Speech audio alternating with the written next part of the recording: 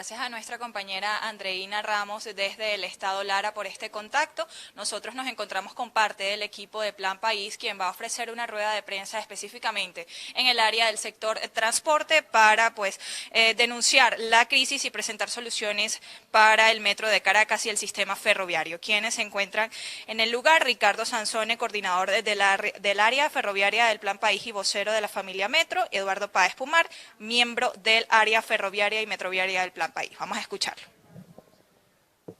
Buenos días. Desde el Plan País hemos venido haciendo el análisis global de cuál es la situación de cada uno de los sectores, particularmente en el caso de la Comisión de Infraestructura, cuáles fueron las condiciones por las cuales llegamos a la situación actual y qué medidas se deben tomar para resolver a corto y mediano plazo los problemas de movilidad que tiene el país. Cuando uno hace un análisis histórico del tema ferroviario y particularmente el caso del tema Metro de Caracas, el Metro de Caracas, que es inaugurado en enero del año 83, durante 30 años estuvo cumpliendo funciones a cabalidad. Fijo, uno no esperaba más de 3 minutos para tomar un vagón en la línea del metro. Eso fue aproximadamente desde el 83 hasta el 2003. Luego vino un proceso de cambio de políticas públicas. Entre el 2001 y el 2004 se paralizaron muchas de las obras. El tren del Tuy fue paralizado casi 2 años y medio. La presión, la construcción del tren del Tuy, la presión de la gente hizo que se volvieran a reiniciar las obras. Pero no solamente fue el tren del Tuy, se paralizó también el tramo del metro entre el Valle y la Rinconada.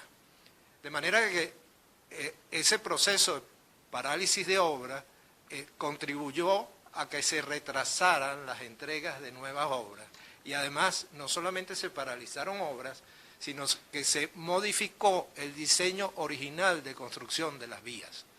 Por ejemplo, el diseño original, que venía de una serie de análisis, de estudios, de encuestas, origen-destino, tenía una línea paralela a la línea 1, la línea 6, por la avenida Urdaneta, que se eliminó del programa.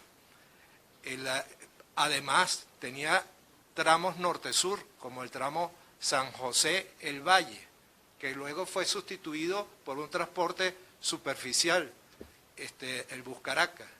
Cuando en los estudios de análisis de origen-destino, el número de pasajeros que circularían en ese tramo era cercano de los 40.000, 50.000 pasajeros por hora por sentido, cosa que un sistema superficial de autobuses no está en capacidad de absorber, y era necesario que hubiese un sistema metro.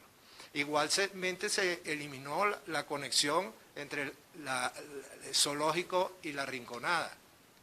O sea, alguien que viene de los valles del Tuy, hoy en día, tiene que llegar a Plaza Venezuela para poder ir a Los Teques, cuando podría perfectamente desde la Rinconada, vía la conexión zoológico-La Rinconada, ir a Los Teques. Entonces, se modificaron mucho los proyectos originales, se paralizaron algunas de las obras en ese primer periodo, y luego, como venían elecciones, esas obras paralizadas se aceleraron. Y para las elecciones del 2006 se arrancan incompletas, sin las secuencias adecuadas, varias de ellas. Un ejemplo que no sé si algunos lo recuerdan, tiene que ver con los pasajeros que venían de los valles del Tuy. Los pasajeros que venían de los valles del Tuy llegaban a la Rinconada, pero resulta que como no se había terminado el tramo, el Valle, la Rinconada, había un tren en una sola línea haciendo zigzag. Entonces la gente salía del tren del Tuy corriendo para tratar de agarrar el primer tren y se llevaba a los viejitos por delante, por ejemplo. Pasó un buen tiempo para que se habilitara el tramo El Valle de la Rinconada en doble canal de circulación. Esas son las primeras muestras de cómo se cambiaron las políticas públicas y cómo fue afectando la calidad de servicio del metro, que era, como se dijo en el momento, en el 83, la gran solución para Caracas, y era un ejemplo para toda América Latina. La gente se portaba distinto en el momento en que entraba al metro, porque sentía que había un buen servicio, porque funcionaba el aire acondicionado, las escaleras mecánicas, 30 años funcionando. Luego, nuevamente cambian las políticas públicas. Del 2007 en adelante vienen los procesos de asignación directa, acuerdos país a país, sin licitaciones. ¿Cómo ocurría antes en esos 30 años? El metro hacía un anteproyecto, después del estudio origen-destino, definía las obras a construir, se hacía el proyecto, y con ese proyecto y esas cantidades de obras se hacían las asignaciones de contratos con características de construcción de cada tramo. En la línea 1, cuando se hizo el primer sector tenía un tramo subterráneo que necesitaba topos, luego tenía un tramo elevado que necesitaba obras de concreto prefabricado. El tramo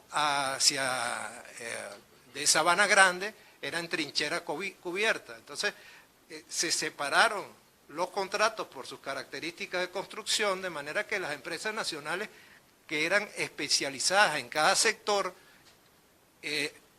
pudieran participar en la licitación.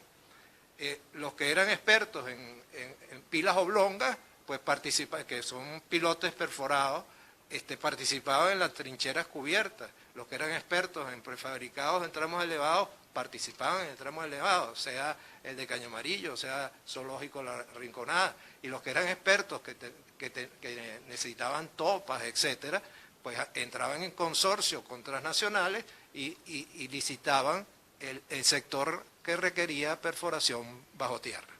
Eso hacía, primero, que no se pusieran todos los huevos en la misma canasta, porque entonces habían varias compañías participando en la construcción del metro, y segundo, que los precios fueran más bajos, porque se hacía más competitivo cada sector. Entonces, del 2007 en adelante vienen las asignaciones directas. No hay licitación, se asigna directamente. Esa asignación directa era en llave en mano, se contemplaba dónde se iba, que la empresa definiera dónde iban a estar las estaciones. El tramo, por ejemplo, de Caracas a Guarenas-Guatire, pues Odebrecht es quien define dónde van a estar las paradas, qué tipo de sistema se va a construir, si tiene más túneles o menos túneles. Entonces,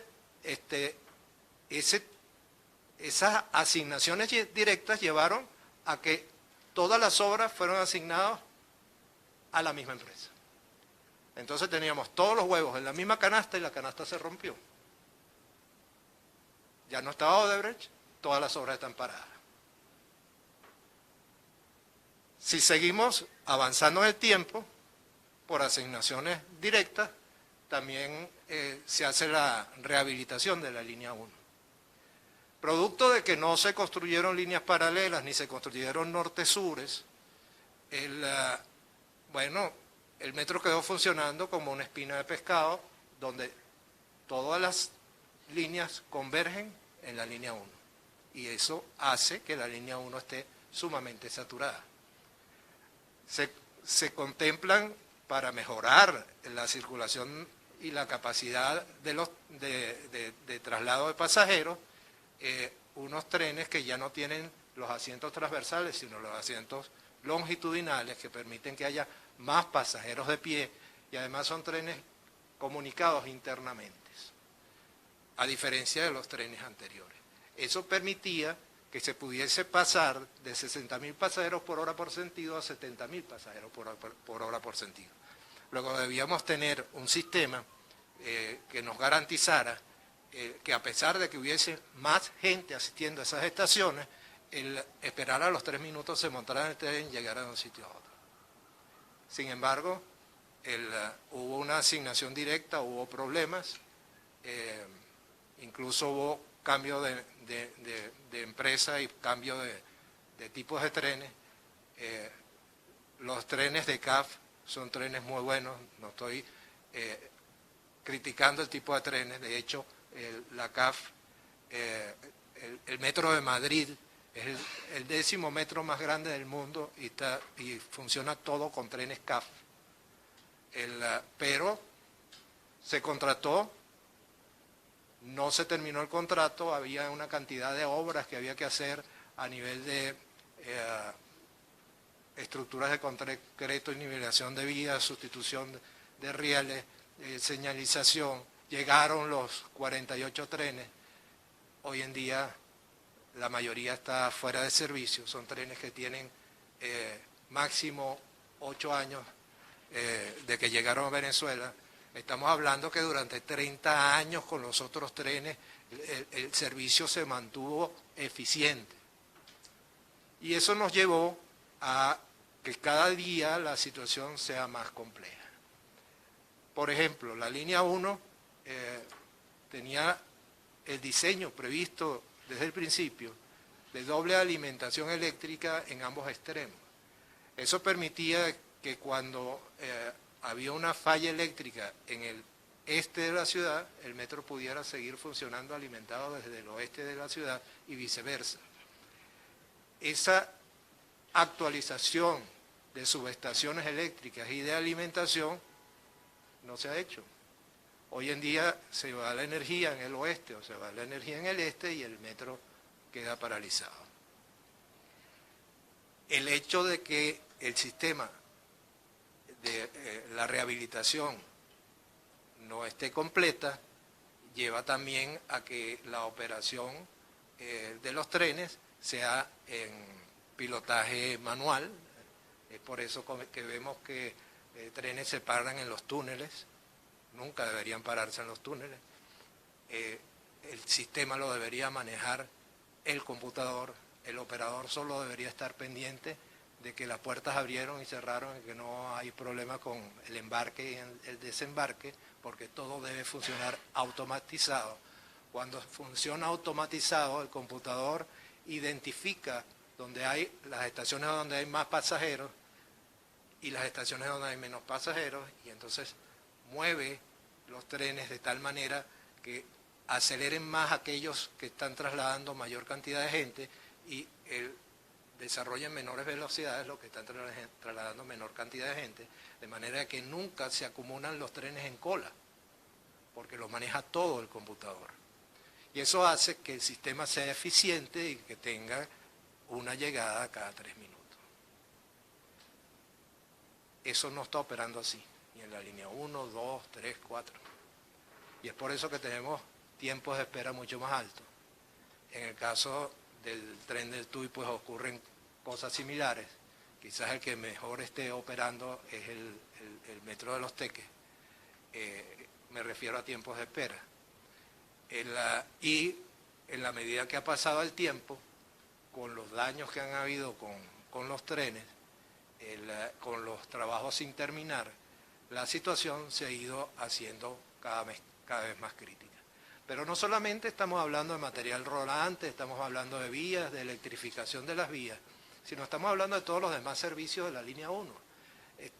Las estaciones, cuando se construyeron, tenían aire acondicionado, y el aire acondicionado funciona desde unos chillers con tuberías de agua helada que no están funcionando.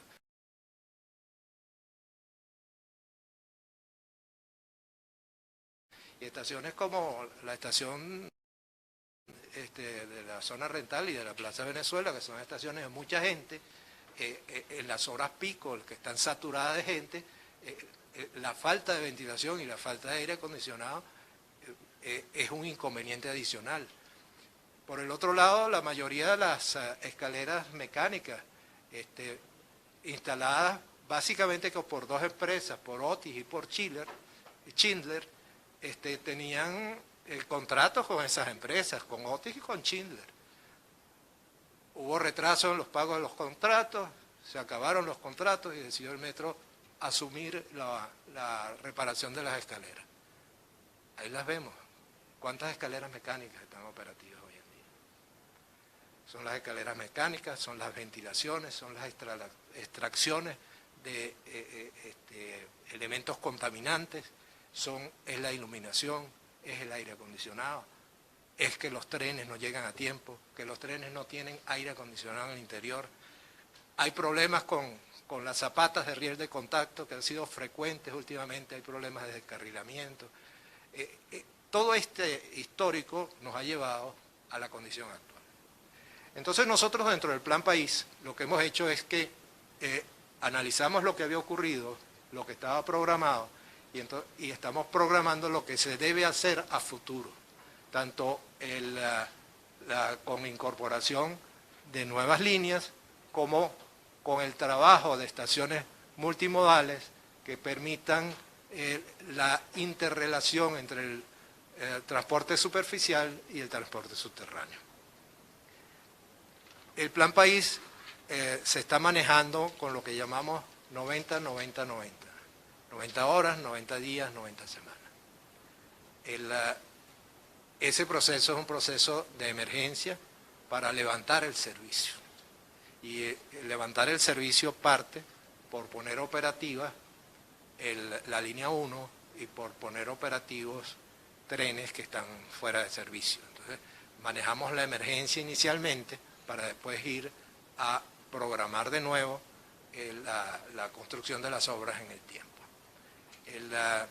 Yo quisiera darle la palabra a Ricardo Sanzones para que vaya al detalle de las problemáticas de las averías recientes que han habido en el metro y para las soluciones de emergencia que hay que ir tomando una vez que se cambie la política pública y se sustituya, pasemos al proceso de un gobierno de transición. ¿Tiene conocimiento de cuántos trenes están trabajando hoy en día y cuántos deberían trabajar? Sí, yo quisiera que antes de que nos hagan preguntas y respuestas, exponga Ricardo Sanzones, él les mencionará varios de esos detalles y después entramos en ese proceso de preguntas y respuestas.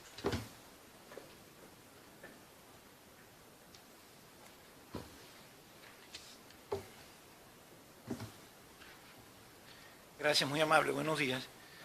9, 6 y 4, esa es la respuesta para usted.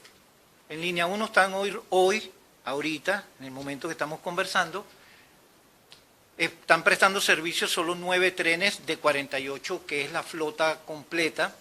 En línea 2 están operando 6 de 44, que es la flota completa, y de 16 trenes, que es la flota completa de la línea 3, solo están operando 4 trenes. Y de 570 autobuses, metrobuses, solo están operando 47. Entonces, esa es la gravedad de la situación que hay hoy. Con respecto a la situación técnica de metro, la alta mantenibilidad, la baja disponibilidad y principalmente el abandono de una gerencia técnica por sustituirla por una gerencia política es lo que ha terminado de llevar a la debacle al metro de Caracas. Cuando se abandona realmente una gerencia basada en procesos y en procedimientos técnicos y se suplanta simplemente por acciones y actitudes políticas, estamos abandonando el sumum, que es lo que significa mantener un buen sistema de transporte. Todo sistema de transporte se basa en su programa anual de mantenimiento. Un tren promedio de línea 1 rueda unos 322 días al año. Eso quiere decir en kilómetros la distancia de la Tierra a la Luna. Lo que hacía una misión Apolo. Salir de la Tierra, darle la vuelta a la Luna y regresar. Esos son los kilómetros que recorre un tren al año y eso supone ya un gran esfuerzo de mantenimiento, no solo desde el punto de vista preventivo, sino desde el punto de vista correctivo. Metro se basó siempre en un programa anual de mantenimiento de tipo preventivo, donde el mantenimiento más barato, que era sencillamente hacer los mantenimientos periódicos para que el tren tuviese una alta disponibilidad y una alta confiabilidad. La alta disponibilidad tiene que ver con que si prendo, necesito el material, necesito el equipo y lo enciendo, Bien, amigos de BPI TV, escuchamos entonces parte de las declaraciones de Ricardo Sansone, coordinador del área ferroviaria del Plan País, quienes el día de hoy pues denuncian la paralización de obras del sistema Metro de Caracas y también del sistema ferroviario. Además presentan las posibles soluciones ante esta problemática en el sector transporte. Desde el Plan País pues se trabaja para que puedan existir las incorporaciones de nuevas líneas y también mejorar las condiciones de este servicio tan importante para los venezolanos. Amigos de BPI TV, esta es parte de la información que hasta el momento se ha registrado en horas de la mañana desde la ciudad de Caracas. Reportó Leonay Díaz para BPI TV. Esta transmisión es presentada por... Para alcanzar el éxito, necesitamos estar acompañados, trabajar en equipo en un mismo objetivo. ¿Y a ti? ¿Quién te acompaña?